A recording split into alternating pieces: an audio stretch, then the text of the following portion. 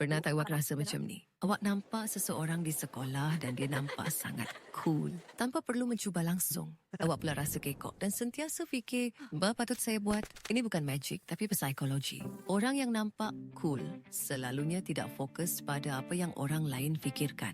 Pikiran mereka tak dipenuhi dengan, adakah mereka suka saya?